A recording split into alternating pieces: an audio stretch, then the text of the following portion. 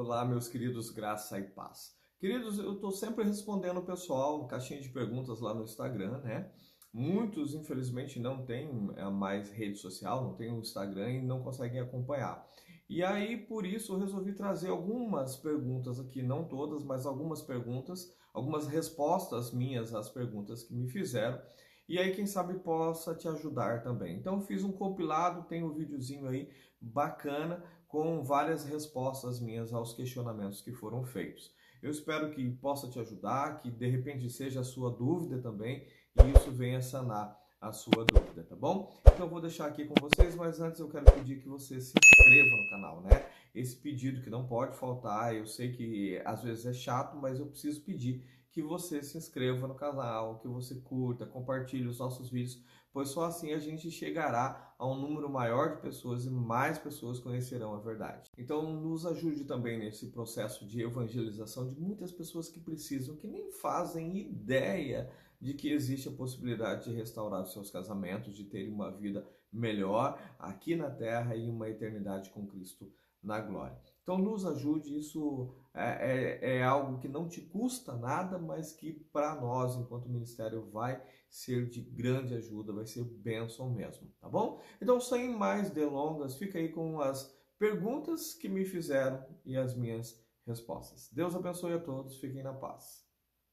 Então, gente, situações assim são sempre muito delicadas, porque envolve uma série de sentimentos, né?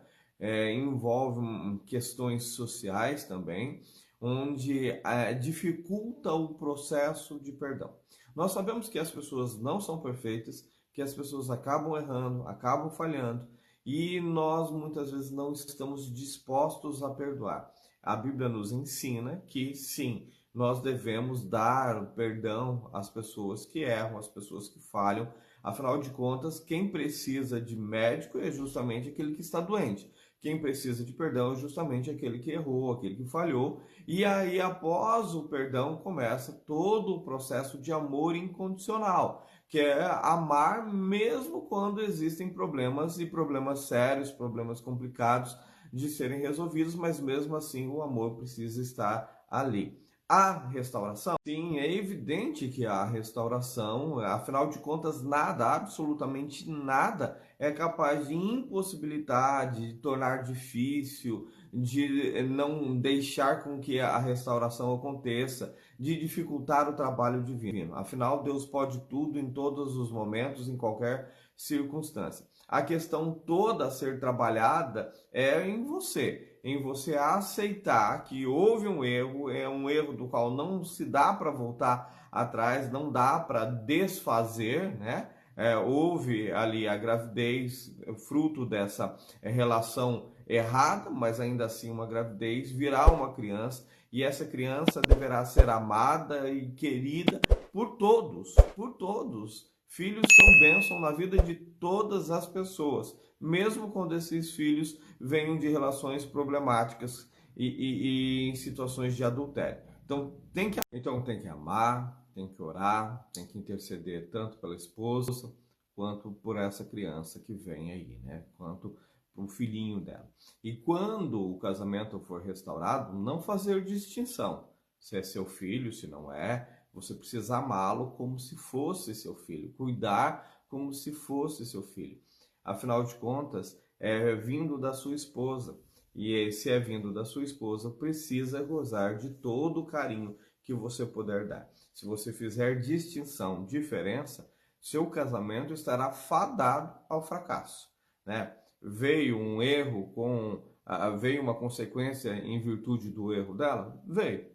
A consequência é a gravidez, o nascimento de uma criança, que a gente precisa orar que seja saudável e que reflita a glória de Deus na vida da sua esposa e consecutivamente na sua também. E aí é perdoar a sua esposa e amar a criança. Aqui certamente há dois erros, mas nenhum deles o erro está na insistência pela restauração.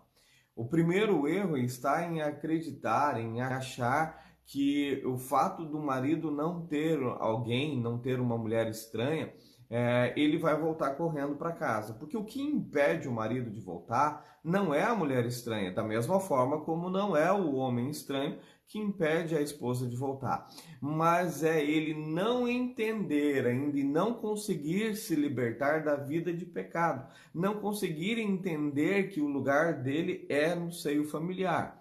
Quando ele entende, então a volta dele se dá, ele tendo alguém ou não.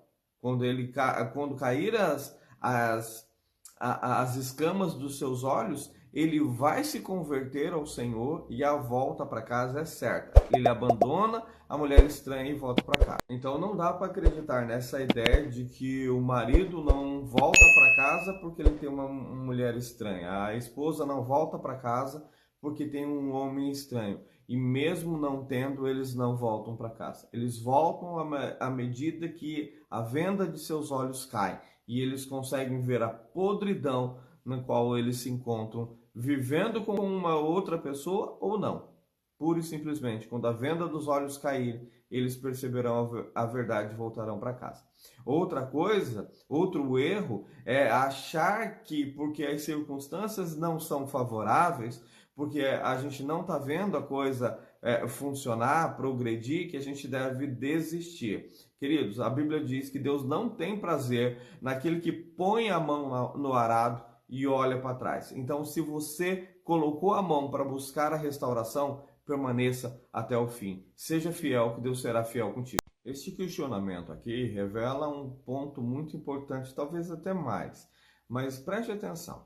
Se a pessoa está indo e vindo diversas vezes, né, é sinal de que, primeiro, não ocorreu mudança, não houve um arrependimento verdadeiro. Às vezes a pessoa está confusa, a pessoa está ali com os pensamentos conturbados, né? E fica nessa idas e vindas. E a gente, por querer a restauração, a gente acaba metendo os pés pelas mãos.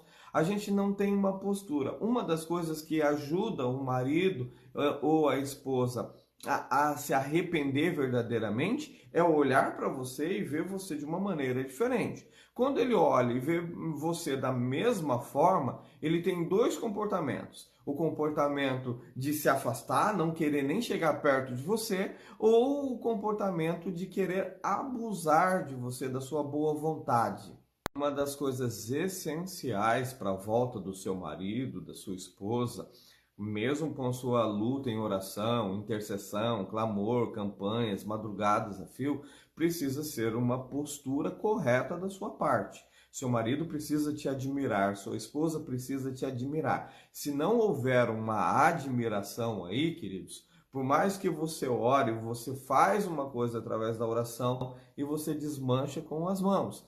Primeiro, seu marido precisa te admirar, sua esposa precisa admirar você. E qual é a maior admiração? Eles olharem para você e ver Cristo na tua vida. Olhar para você e não ver aquela pessoa frágil, fraca que era lá atrás, mas uma pessoa forte, determinada.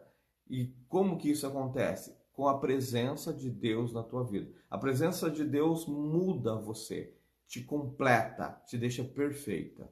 Sim, é evidente que eu acredito. Em Lucas capítulo 1, verso 37, vai dizer que para Deus nada é impossível. Não existem impossíveis para Deus. Não importa se casou com uma mulher estranha, se separou dela, arrumou outra. Não importa qual seja a condição. Não importa quanto tempo se passou da separação para o envolvimento com outra pessoa. Não importa quanto tempo se passou dele com a outra pessoa. Quanto tempo se passou do casamento efetivamente concretizado com outra pessoa, não importa as circunstâncias. Deus é um Deus do impossível. O tempo não é determinante se vai haver ou não restauração do casamento.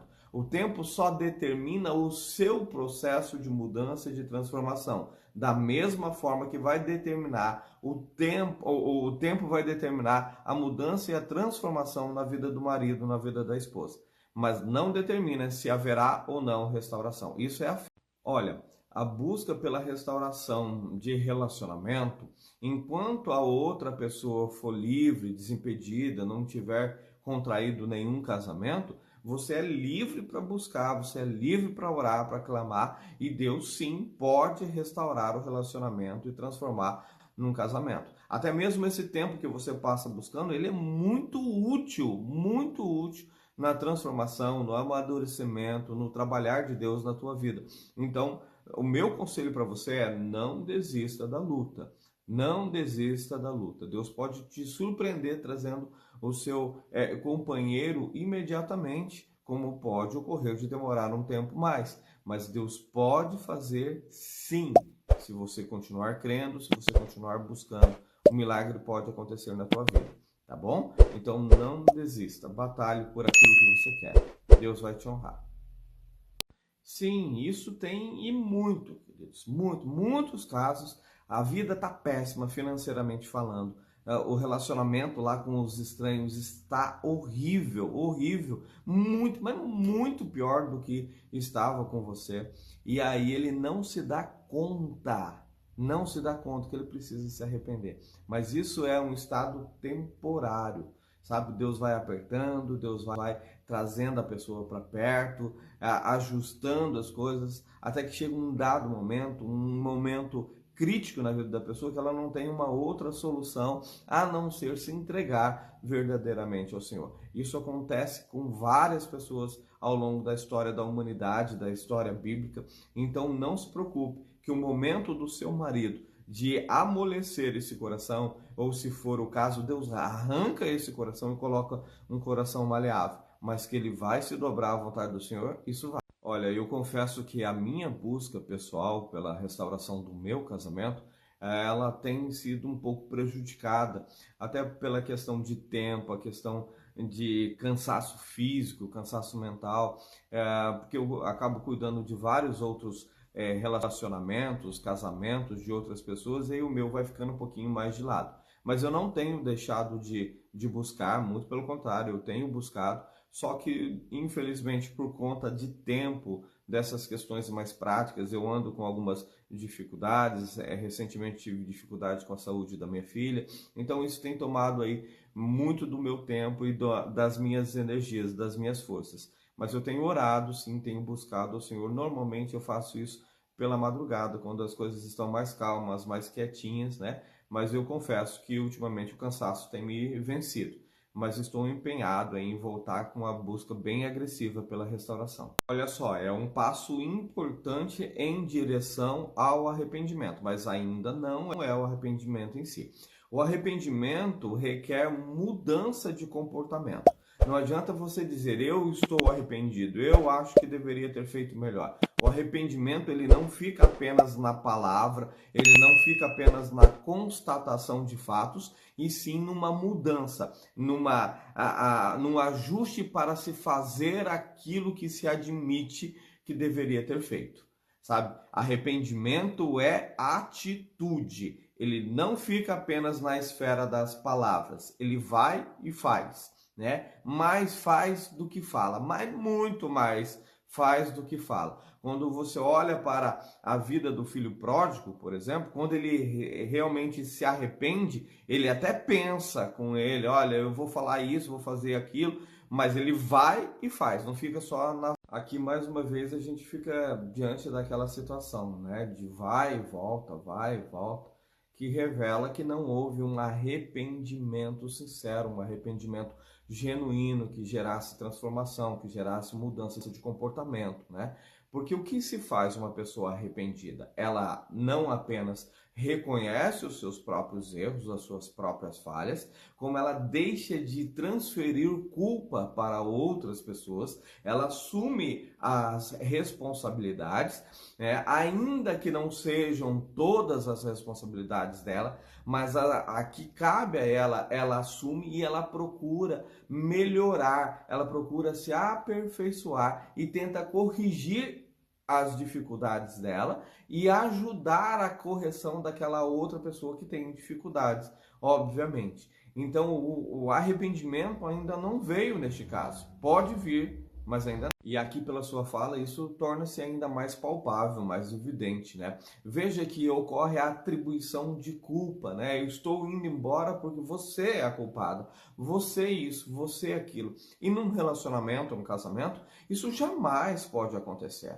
Num relacionamento e num casamento, precisa ser trabalhado ali a responsabilização, não pelos erros, mas eu vou fazer dar certo. É chamar a responsabilidade para si e dizer, não, eu vou fazer a minha parte, e se o outro não está conseguindo, eu vou ajudá-lo a ele fazer a parte dele, porque o que interessa não é quem está certo, não é quem está errado, o que interessa é que este casamento, esta instituição, ela precisa efetivamente durar, ela precisa ser algo palpável, algo que realmente seja a bênção nas nossas vidas. Enquanto um estiver disputando de quem é a culpa, aqui entra a questão da responsabilização, né? De culpar o outro, é sempre o outro que tem culpa.